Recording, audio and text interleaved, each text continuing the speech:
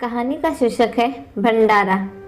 भव्य विशाल पंडाल में पंडित जी भोजन और अन्नदान का महत्व बता रहे थे और पंडाल के पीछे ही पंगत चल रही थी। जितने लोग कथा में थे उससे कुछ ज्यादा ही पंगत में बैठने के लिए वहां खड़े थे। बाहर मुख्य प्रवेश द्वार पर कुछ लोग अपनी जवाबदारी संभाल रहे थे। उन्हें बता दिया गया था कि कोई भी बिना रसीद कटाए अंदर प्रवेश न करे। वह अपना काम बखूबी कर रहे थे। कुछ समय ही बीता था कि कुछ दरिद्र फटे चिथड़ों चिपके पेट के साथ वहां आ गए। जैसे ही मुख्य द्वार में प्रवेश करने लगे उन सभी को बहुत ही आदर की बेइज्जती के साथ बाहर कर दिया। वह सभी भगवान आपका भला करे कहते हुए वहां से चल दिए। पास ही एक कच्ची झोपड़ी थी। उसमें से एक अधमरा सा दिखने वाला व्यक्ति बाहर निकला। कुछ सोचकर उसने उन सभी से कहा, क्या आप सभी पंगत से होकर आए हैं? सभी ने एक स्वर में नहीं कहा। नहीं सुनते ही वह बहुत खुश हो गया। उसने कहा, अगर आप सभी को ऐतराज ना हो तो क्या आप मेरे यहाँ भोजन प्रसादी करेंगे? अंधा क्या चाहे दो आँख। सभी ने हाँ कह दी। उसने उन सभी से कहा, आप सभी का स्वागत है। आप सभी अपने हाथ पांव धो लीजिए, तब तक मैं प्रसादी बना लेता हूँ। सभी तुरंत ही पास में बने कुएं पर गए और कुएं से पानी निकालकर अपने अपने को नहलाने लग गए। सभी जब अपने काम से निवृत्त हो गए तो झोपड़ी में प्रवेश करने लगे।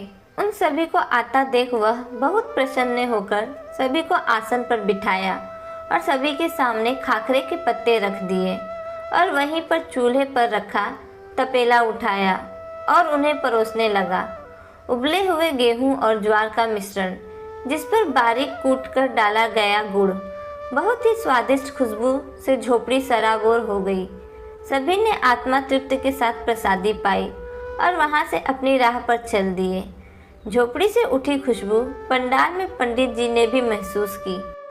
तब उन्होंने अपने खास सेवक को बुलाया और पूछा, ऐसा और क्या बनाया है जिसकी खुशबू मेरे मन को बेचैन कर रही है? तब सेवक ने कहा, नहीं पंडित जी, जो भी बनाया है वह आप जानते हैं। पंडित जी ने कहा, नहीं, कुछ तो बना है, यहाँ नहीं तो यहीं कहीं आसपास में। अनायास ही पंडित जी की नज़र मंच से उस झोपड़ी पर पहुँच गई। तब सेवक से पूछा, वहाँ उस झोपड़ी में कोई रहता है क्या?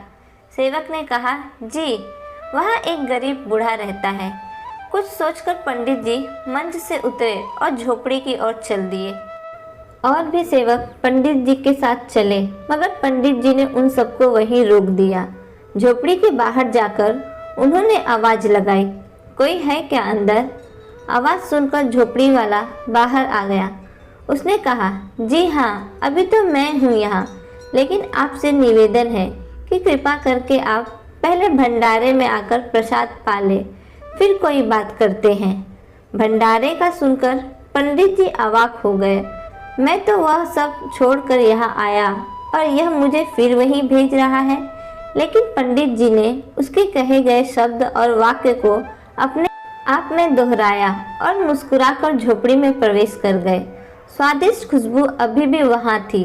निसंकोच वह आसन पर बैठकर प्रसादी पाई। महापूर्ण होकर पंडित जी ने कहा, यहाँ पर आप और मैं, हम दोनों ही हैं और आप साधारण से भोजन को भंडारा कह रहे हैं, जबकि भंडारे में तो असंख्य लोग होते हैं। तब उस बूढ़े व्यक्ति ने कहा, मैं तो अज्ञानी हूँ, किसे क्या कहते हैं मैं नहीं जानता। लेकिन आज वहाँ पर पंडाल की ओर इशारा कर कहा, पंडित जी ने भोजन और अन्नदान का महत्व बताया था, जिसकी आवाज़ मेरे कानों तक आ रही थी, बस और कुछ नहीं। पंडित जी अब खुद नहीं समझ पा रहे हैं कि मैं क्या और किसे समझा रहा हूँ, लेकिन जो भी हो, आज जैसा भंडारा कभी नहीं देखा। दोस्तों, लेखराज मालवीवाल द्वारा लिखी कहानी आपको कैसी लगी हमें कमेंट्स में ज़रूर बताना और वीडियो को लाइक, शेयर और चैनल को सब्सक्राइब करना ना भूलना। धन्यवाद।